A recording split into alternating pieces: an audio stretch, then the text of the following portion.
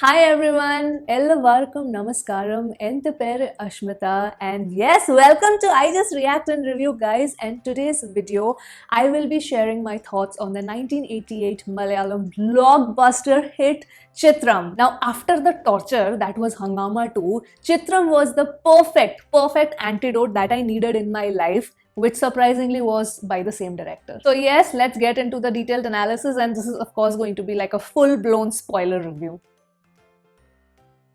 Now, talking about the very basic premise of this film, I really liked it, where you have the hero who is hired to pose as the fake husband of the heroine in front of her father. The story starts with us getting a glimpse into the life of the female protagonist Kalyani. She is the daughter of a very wealthy businessman, Ramendra, who resides in the United States and wants his daughter to get married to a man as per his wishes. Kalyani resides with her father's close friend Kemal, who's like a guardian to her. Now, both these men are unaware that Kalyani is already in a relationship and wishes to marry this guy who's also her colleague. Now, when her father finds out, he's obviously very upset and angry, and he cuts off Kalyani from all his wealth. But the sweet uncle accepts their relationship and decides to get these two married off. But the guy turns out to be a douchebag, and the moment he realizes that Kalyani has been cut off from all the wealth, he just flees away. So yeah, douchebag. And if this shock wasn't enough for Kalyani, her father then decides to mend ways and then says that okay, he's accepting of this relationship and he wants to come to India finally for his last vacation and meet the daughter and son-in-law and give his blessings. Now, instead of coming clean and telling the truth to Ramendra, they decide that they will actually hire a person to pose as Kalyani's fake husband because they don't want Ramendra to get a shock, as he's already a recovering heart patient. So this person can pose as Kalyani's fake husband and everything is going to be picture perfect, and Ramendran can come and enjoy his final holiday in India,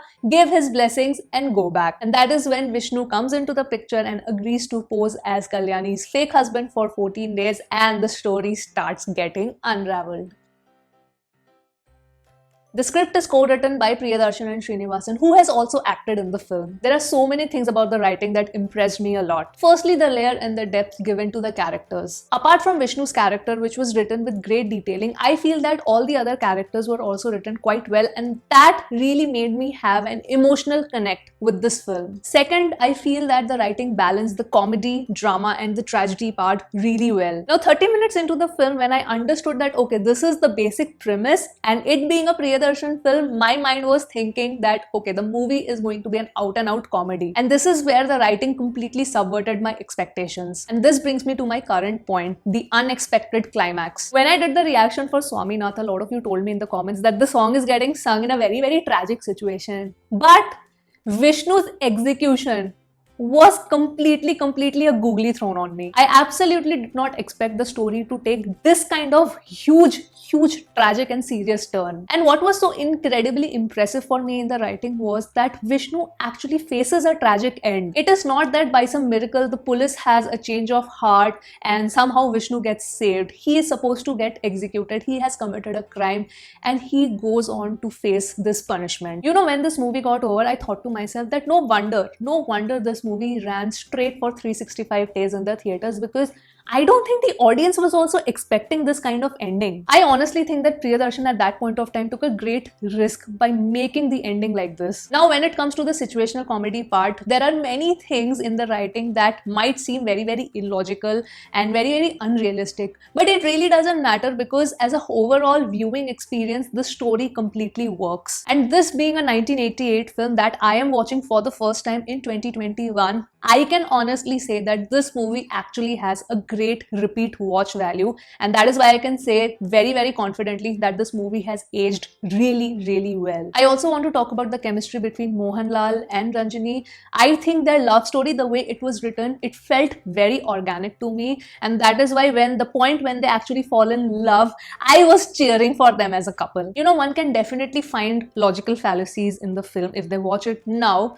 but I honestly think that the sincerity of the human emotions, the realism that has been incorporated into the storyline, I think that makes the movie so enjoyable to watch. Coming to the direction, I was really impressed with how the comedy scenes were treated in this movie. Whenever there was a situational comedy scenes, I loved how the actors were not going overboard with their dialogue delivery. It was as normal as a conversation that you and I might be having, but the situation created is such that it will make you laugh. Unlike Hangama 2, which is also directed by Priyadarshan, where you can just see all these veteran actors shouting at the top of their voice just to get some forced laugh out of us. In Chitram, the conversations, the expressions are just so normal, but it is so well directed and executed that you are going to laugh. There is this incredible scene in the end where Vishnu goes to the police officer and he says that, you know what, I have the desire to live now. I have the strong desire to live.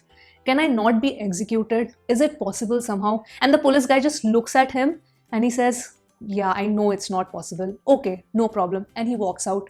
That scene is my favorite scene in the movie. It is such a powerful scene where you see and you understand the gravity of the situation, that this guy is going to get executed. He's going to die now. But the treatment of this entire scene is just so normally done. Props to Priyadarshan for that. You know, Mohanlal in that scene, he's not being dramatic, he's not crying out a river, he's just walking up normally to the police officer and just saying his wish. And it's just so impactful. I really cried in that scene. Overall, I felt that Priyadarshan's direction in this movie had a lot of heart into it. Like this movie is made from the heart.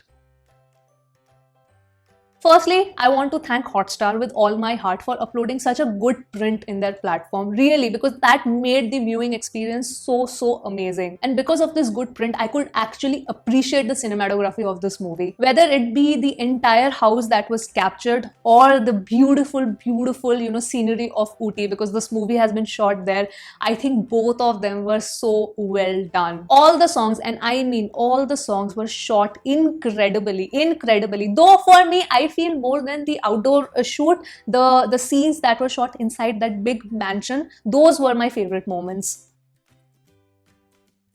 So when I saw the credits for the score, there's Ilayaraja and there is Kannu Rajan. So I don't know which song is composed by whom and who overall gave the background score, because I feel the background score was incredible in this film. And once again, I was so happy to see that in the situational comedy scenes, those cliched sounds were not used at all. When the movie completely shifts its tone in the second half, the compositions there are also really well done. When it comes to the entire album, I think Swaminath is my favorite. Hands down, that song is my favorite. It comes at the very end and I knew that it will come in the end, but I was, you know, waiting and anticipating for it.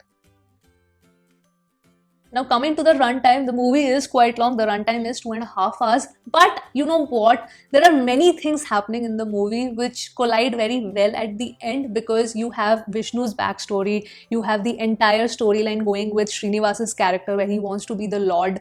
Then you have the love story which is going on. You have the overall basic plot that the father does not come to know that he's the fake husband. So there are many things that are happening, but it's not a hodgepodge, you know, it's not a mess. And to integrate so many things smoothly, I feel that 2.5 hours runtime is pretty fairly justified.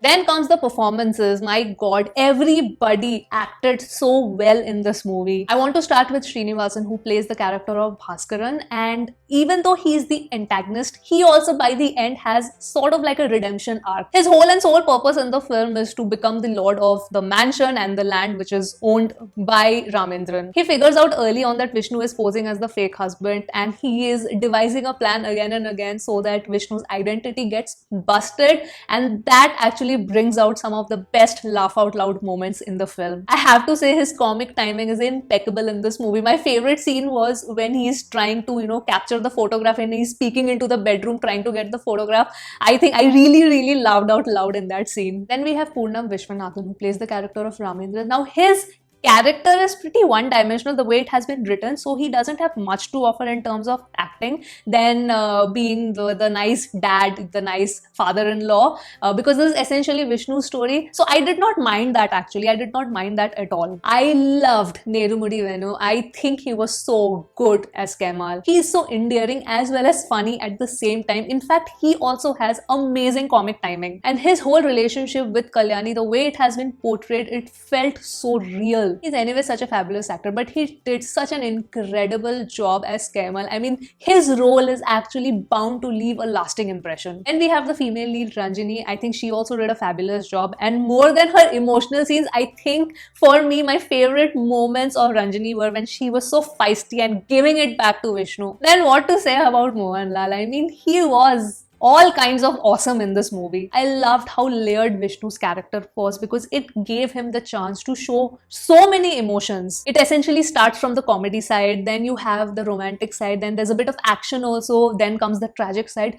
So many things to portray, and he has done it so effortlessly. I think it was a piece of cake for him because the way he was acting out this character, it was like a normal conversation, and yet I felt that it was Vishnu talking. Bringing back that scene again where he goes to the police officer and he says, can I not be executed? I mean, in that scene only, you know what a great actor he is. So when I finished Chitram, I had mixed feelings, and I'll tell you why. Because before that, I had watched Hungama 2. And I thought to myself that how can one director go so right with one film and so wrong with the other? And I felt that with Priyadarshan, it's always like this. It's either like a hit, you hit a sixer, or it's a clean bolt. It's a complete hit or miss. There's nothing in between. I don't know, what are your thoughts? Please let me know on his directorial, style. What do you guys think? But as disappointed as I was with Hungama 2, Chitram impressed me as much. So it was like, two extreme emotions that I felt. And yes, those were my thoughts on the 1988 blockbuster Malayalam film Chitram, which is streaming on Disney Plus Hotstar, which has an incredible print. I am so happy. I think I felt so happy just seeing the print, and it was so clear. So yeah, that was my review for Chitram. I hope you enjoyed this. Do share in your thoughts about this film because I know this movie has a lot of nostalgic value for you, and a lot of you still watch it over and over again. So I would love to read your thoughts. And yes, that was it from me. I'll sign off now, and I'll see you soon on my next video. Bye bye.